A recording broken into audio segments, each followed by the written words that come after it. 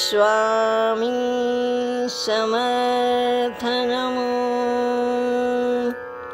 श्री स्वामी समर्थ नमो।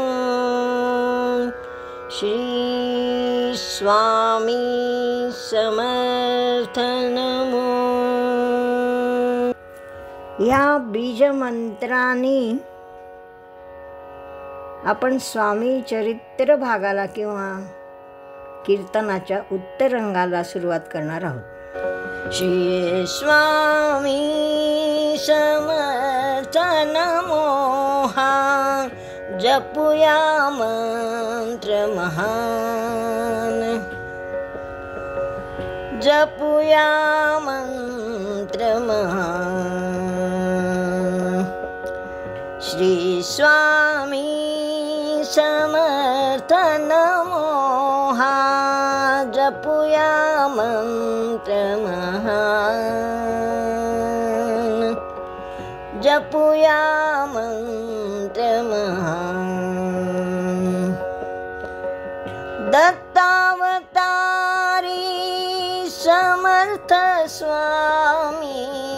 दत्तावतारी समर्थ स्वामी स्मर्तृगामी भगवान हो। स्मर्तृगामी भगवान।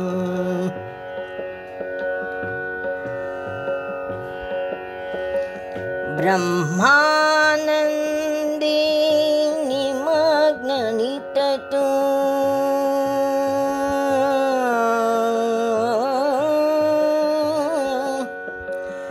ब्रह्मानंदी निमग्न निततु अक्कलकोट हे स्थान। सूक्ष्म देहे जगी संचारी। सूक्ष्म देहे जगी संचारी योगेश्वर तू महान हो। योगेश्वर तू महान।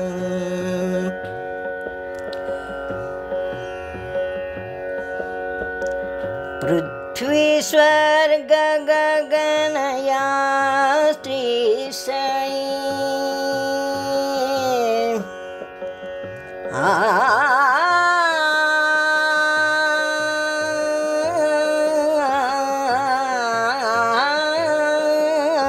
पृथ्वी स्वर्ग गगन या त्रिस्थळी तव तेजाची शान। तव तेजाची शान।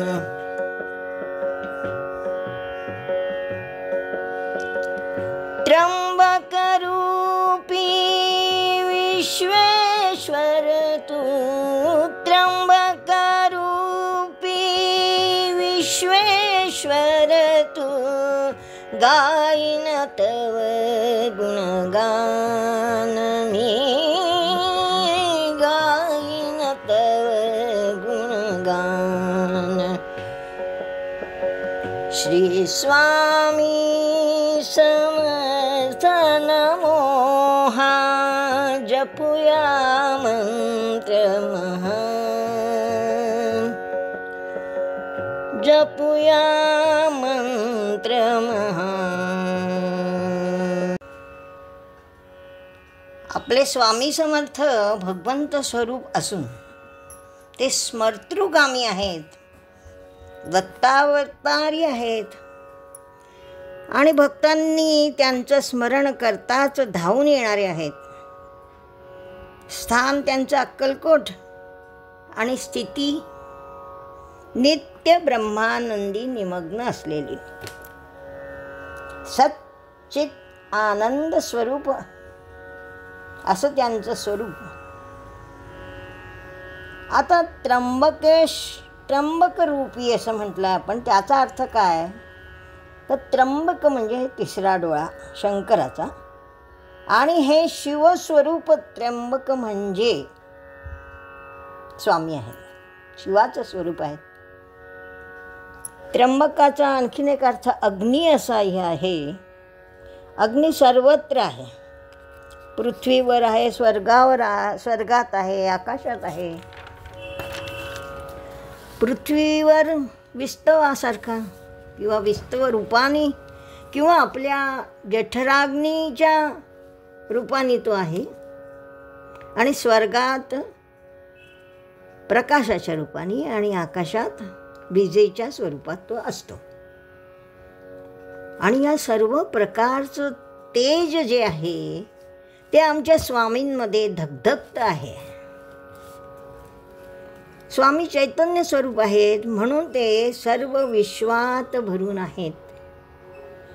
म्हणजेच ते विश्वरूपही त्यांचं सिद्ध झालं,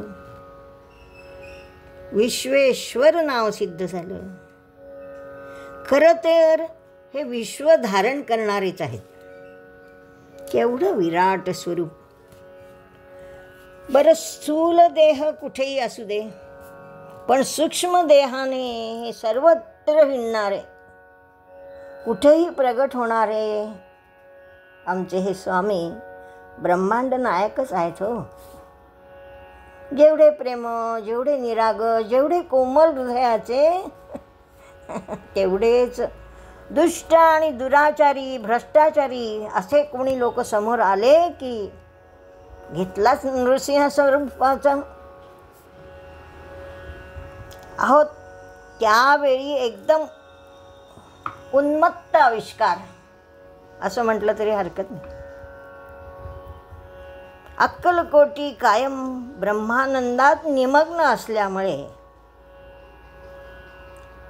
त्यांच्या वागण्या बोलण्यात बराचसा विक्षिप्तपणा जाणवतो. पण त्यांचा महिमा हा आघात आहे बरं का. आणि लीला तर आतर्क्यच आहेत. अनंत लीला अतर्क महिमा,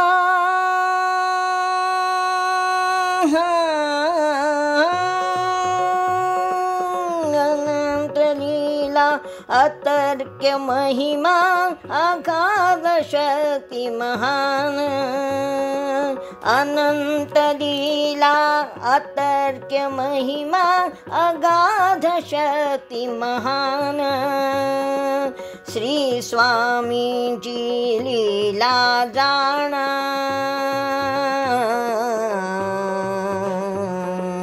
श्री स्वामींची लीला जाणा, विसरल देह भान हो. मार्गदर्शक चरित्री ईश्वर दर्शन,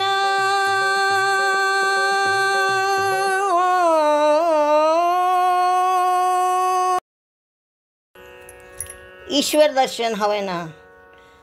मग स्वामींचं लीला चरित्र ऐकणं आवश्यक आहे, त्याचं गायन करायला हवं. तेव्हाच त्यांच्या आतर्क महिमाची, त्यांच्या अगाध शक्तीची आपल्याला थोडीफार कल्पना येईल. आणि त्यांचं ते मनोहरी रूप जाणून घेता येईल. आपलं देहभान हरपेल, शिवाय मार्गदर्शन होईल कसं वागावं याचं बोध होईल. नकळत कशाचा शिकवण मिळेल आणि स्वस्वरूप कळेल. कसं आहे स्वामींचं रूप? अनंत रूप अनादि सनातन, अनंत रूप अनादि सनातन. सद्गुरु स्वामी नित्य निरंतन, सद्गुरु स्वामी नित्य निरंतन. दत्तात्रेय अवधूत निरंजन हो. दत्तात्रेय अवधूत निरंजन, सच्चिदानंद स्वरूपा वंदन, सच्चिदानंद स्वरूपा वंदन. आधाराचे स्थान, आधाराचे स्थान.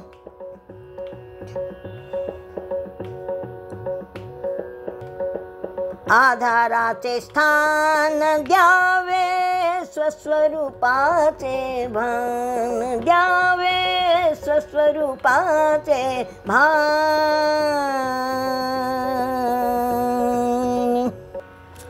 अनंत अनादि सनातन चिरंतन नित्य शुद्ध बुद्ध सच्चित आनंद घन अशा ह्या आधाररूपी सद्गुरूला वंदन करावं. आणि मागणं काय मागवावं? काय मागणं मागावं?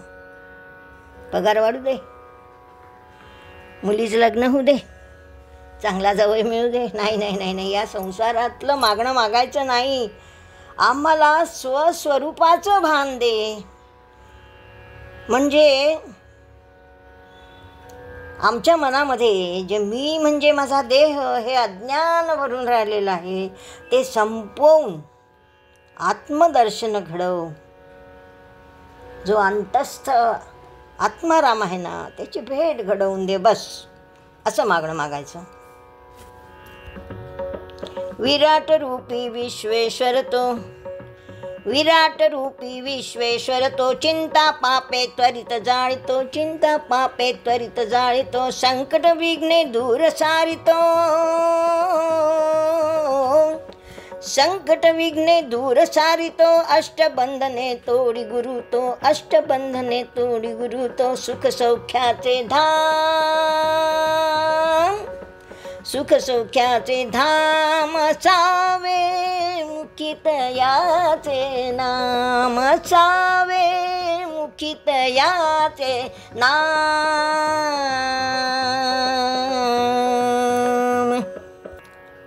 अहो विराट रूप असलेला विश्वेश्वर आहे तो, त्याच्याजवळ कसल्या या फाटक्या मागण्या मागायच्या? चिंता पाप आमची त्वरित जाळणारा शब्द जाळतो असा आहे बरं का. जाळून टाकतो, कारण जाळल्यानंतर मग काही उरतच नाही ना. कुठलीही गोष्ट नष्ट करण्याचा सर्वोत्तम उपाय आमच्या हिंदू धर्मात म्हणूनच प्राण गेल्यानंतर शरीरही जाळतात, अवशेषही राहता कामा नये म्हणून जाळतो हा शब्द आहे. शिवाय त्वरे म्हणजे क्षणात निमिषार्थात, विलंब नाहीच मुळी. जीवनात संकट विघ्न येत जात राहतातच, ती टाळता येत नाही म्हणून ती जाळायची नाही. इथे शब्द काय आहे? सारितो, म्हणजे आलेली संकट दूर करून पुढे चालत राहायचं हा संदेश आहे. पुढे म्हटलं 8 बंधने जाळतो. 8 बंधनं कुठली हो? 8ही बंधनं तोडतो, जाळतो किंवा गळून पडतात. म्हणजे काय? तर त्याचा प्रभाव उरत नाही, त्याची मक्तेगिरी चालत नाही असा त्याचा अर्थ घ्यावा. आता 8 बंधनं कुठली? 4 बंधनं देहाची, तहान, भूक, झोप आणि आवेग. हे 4 स्थूल देहाची बंधनं आहेत. आणि सूक्ष्माची किंवा मनाची म्हणूया 4 बंधनं. आम्ही या बंधनामध्ये सारखे बांधलेलेच आहोत. भय, द्वेष, मोह, ममता ही 4 मनाची बंधनं. ही 8ही बंधनं गळून पडली एकदा, मग काय भीती हो? आसक्तीच उरणार नाही ना मुळात.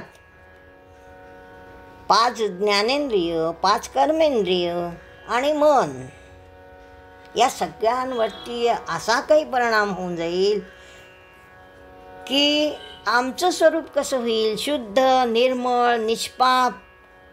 आम्ही निरपेक्ष होऊन जाऊ. पुढे म्हटले धाम हा शब्द वापरला बरं का. म्हणजे जिथे गेलो असता असा हा परिणाम होणार आहे. ते सौख्याचं धामच की. तिथे गेल्यावर म्हणजे स्वामी चरणी गेल्यावर काय करायचं आहे? मात्र गाराणी सांगायची नाही.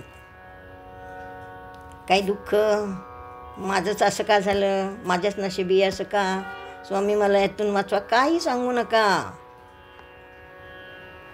मग करायचं काय? असावे मुखी तयाचे नाम. म्हणून म्हटलंय असावे मुखी तयाचे नाम. म्हणा श्री स्वामी समर्थ, जय जय स्वामी समर्थ, श्री स्वामी समर्थ, जय जय स्वामी समर्थ. ऐका श्रोते जन,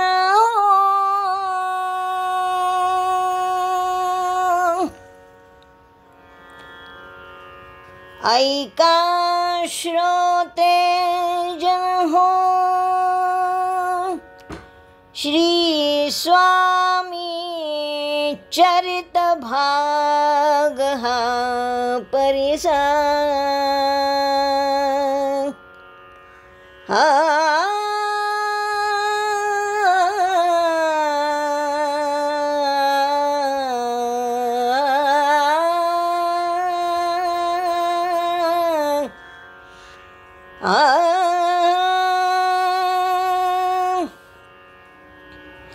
ऐका श्रोते जन, श्री स्वामी चरित भाग हा परिसा.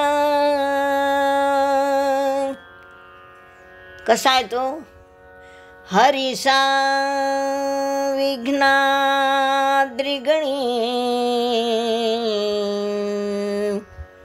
हो,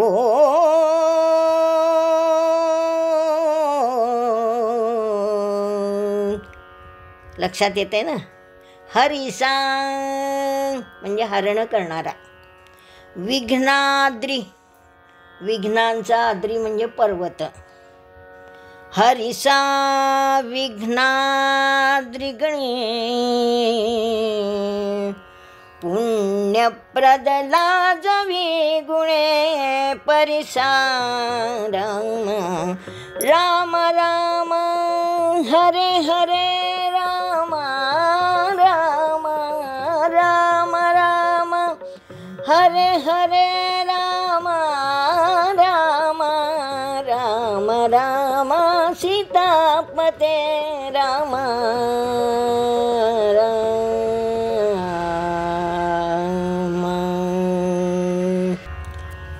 अहो परीस स्पर्शाने लोखंडाचं सोनं होतं, ही केवळ कल्पना आहे. खरं असतं तर काय चिंता होती का? आम्ही सगळ्याला हात लावला, सगळ्याला हात म्हणजे परीस घेऊन तो सगळीकडे लावला असता. दारं खिडक्या, आणखीन काय घरामध्ये लोखंडी सामान किती आहे हो, सगळ्याला लावला असता, सगळ्याचं सोनं केलं असतं. पण तसं होत नाही. ही नुसती कल्पना आहे, पण ती आम्ही ग्राह्य मानलेली आहे. आता आपल्याला ह्या चरित्ररूपी परीस स्पर्शाची जादू बघायची आहे. त्यांनी काय होणार आहे तर आम्ही लोखंड रूप आहोत, आम्ही अज्ञानी आहोत, त्याचं सोनं होणार आहे. म्हणजे त्या परीसाच्या गुणाला सुद्धा लाजवणारा गुण, कारण हे खरं होणार आहे, ते खोटं आहे. हे मात्र परिणाम खरा होणार आहे. म्हणून परीसाच्या गुणाला लाजवणारा असा हा चरित्र भागाचा किंवा चरित्ररूपी परीसाचा काय महिमा आहे. पावन आणि पवित्र चरित्र. पण काय कराल, 2 मिनटं सगळ्यांनी डोळे मिटा.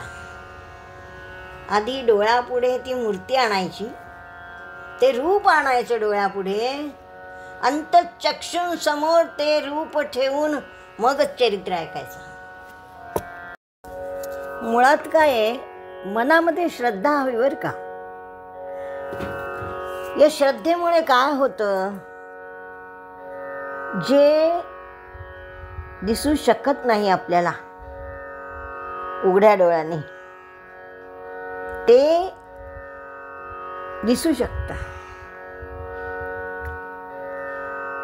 आणि त्याचं फलित म्हणजे काय आहे, तर आपल्या मनामध्ये जी मूर्ती ठसलेली आहे, आपल्याला जी मूर्ती हवी आहे ती बरोबर दिसू शकते.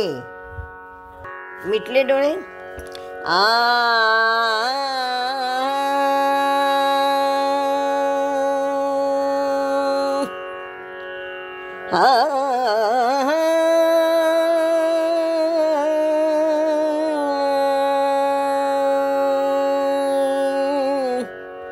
अजान बाहु विशाल छाती हो, अजान बाहु विशाल छाती, तेजपुंजती कांती, अजान बाहु विशाल छाती, तेजपुंजती कांती, कमलदला परी मृदु चरणेती,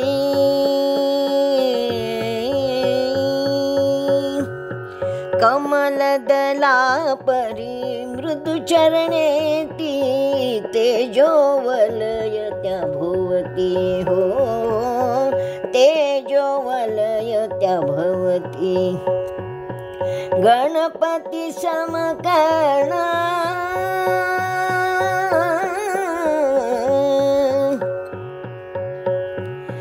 गणपती समकर्ण, उजळे भगवा तो वर्ण, उजळे भगवा तो वर्ण,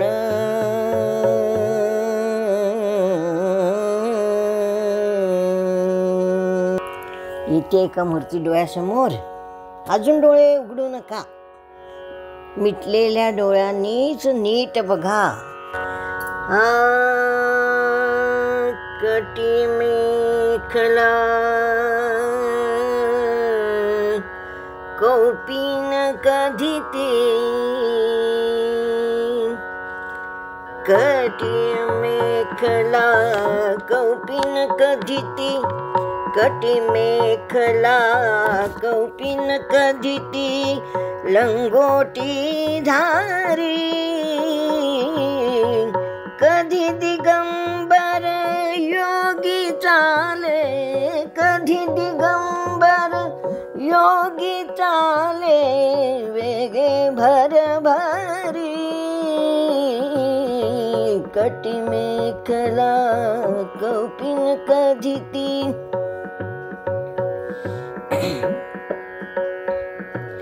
शरण नासिका भेदक दृष्टी,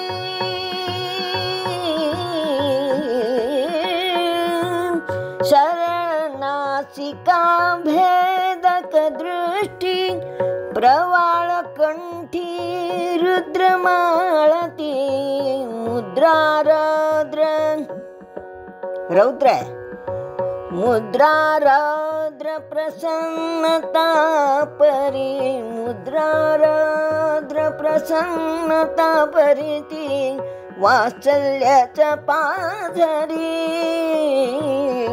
मूर्ती दिगंबर, ब्रह्मानंदी चालता मूर्ती, कायम ब्रह्मानंदातच आहेत ना. ब्रह्मानंदी चालता मूर्ती, रोम रोमी त्या विद्युत लहरी, रोम रोमी त्या विद्युत लहरी, आनंद निर्झर वाहे अंतरी, चैतन्याच्या धारी, कटी मेखला कौपीन कधीती. चालणं असं भर भर भर भर भर, कधी कधी मुद्रा रौद्र वाटायची हो, पण आतमधून जी प्रसन्नता आहे त्याच्यामुळे समोरच्यावरती वात्सल्याचीच कृपा होणार. स्वतः आनंदी असलं तर दुसऱ्याला आनंद देऊ शकतो की नाही. गम्य गम्य हो ज्ञात ज्ञात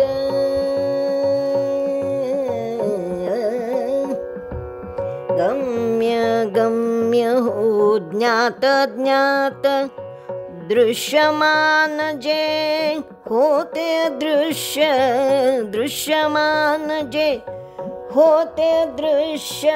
सगळा चमत्कारच आहे की नाही. जे आधी अगम्य होतं ते गम्य होतं म्हणजे समजायला लागतं. जे अज्ञात होतं ते ज्ञात व्हायला लागतं. जे अदृश्य होतं ते दृश्यमान डोळ्यासमोर यायला लागतं. अहो एवढंच नाही, त्याच्या पुढे जाऊन बघा. अस्थिर बुद्धी होते स्थिर अस्थिर बुद्धी होते स्थिर मूर्ती हृदय धारे मूर्ती हृदय धारे.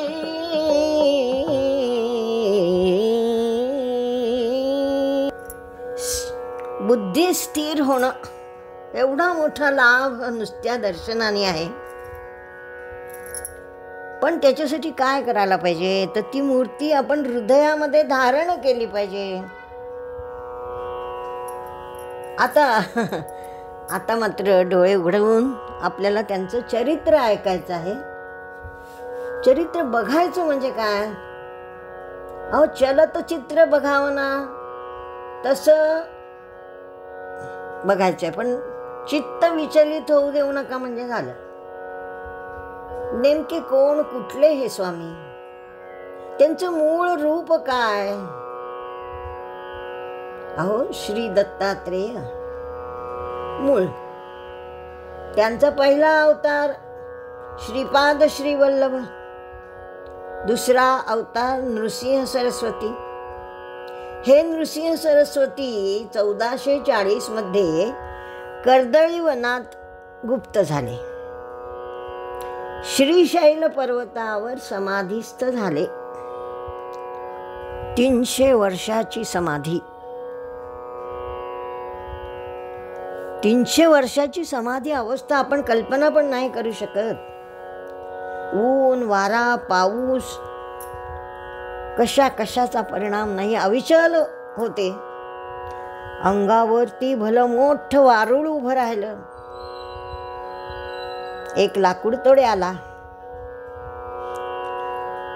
जंगलामध्ये आला बिचारा, आणि चुकून त्याची कुऱ्हाडीचा घाव त्या वारुळावर पडला. तो घाव नेमका समाधीस्थ स्वामींच्या मांडीवर पडला. भळ भळ भळ भळ रक्त व्हायला लागलं. समाधी भंग झाला. पुन्हा तिथे प्रगटले ते आमचे स्वामी समर्थ स्वरूपामधले स्वामी. पण यांच्या प्रकट होण्याबद्दल किंवा जन्माबद्दल दुसरी पण एक कथा आहे. शके 1071 चैत्र शुद्ध द्वितीया. सूर्योदयापूर्वी 2 घटका. मागे मी सांगितलं असेल 24 मिनिटाची एक घटका असते. म्हणजे सूर्योदयापूर्वी साधारण 40 ते 48 मिनिटं हस्तिनापुराजवळ छेली ग्राम आहे. तिथे काय झाला चमत्कार. आपोआप धरणी दुभंगली. एक अष्टवर्गीय बटू प्रकट झाला. कसा होता तो. अत्यंत लखलखीत शेंदूर कांतीचा. अहो गणपतीच जणू, किंवा रावणाचा गर्वहरण करणारी वामन बटूची मूर्तीच ती. मूळ नाव चैतन्य स्वामी. हिमालयात वास्तव्य आणि भारतभर भ्रमण करणारे म्हणून चंचल भारती हे नाव पडलं. पुढे बरेच वेळा दिगंबर रूपात असल्यामुळे दिगंबर बुवा, आणि नंतर अक्कलकोटी वास्तव्य केलं म्हणून अक्कलकोट निवासी श्री स्वामी समर्थ. अहो, श्री स्वामी समर्थ हा स्वयंभू मंत्रच झाला की. स्वामी स्वतःबद्दल कधीच बोलत नसत. तुम्ही कोण, कुठले असं काही विचारलेलं त्यांना अजिबात आवडत नसे. अशावेळी रागावून मग ते म्हणत असत, अरे बाबांनो, मी कोण हे विचारण्यापेक्षा मी काय सांगतो ते ऐका. अरे तसे वागा ना.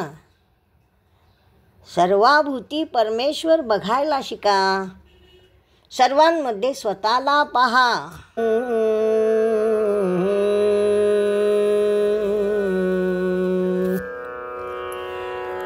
अवतारी ती विभूती, अवतारी ती विभूती. परमेश्वर तो सर्वाभूती, परमेश्वर तो सर्वाभूती. शिकवण ही देती, शिकवण ही देती. अवतारी ती विभूती.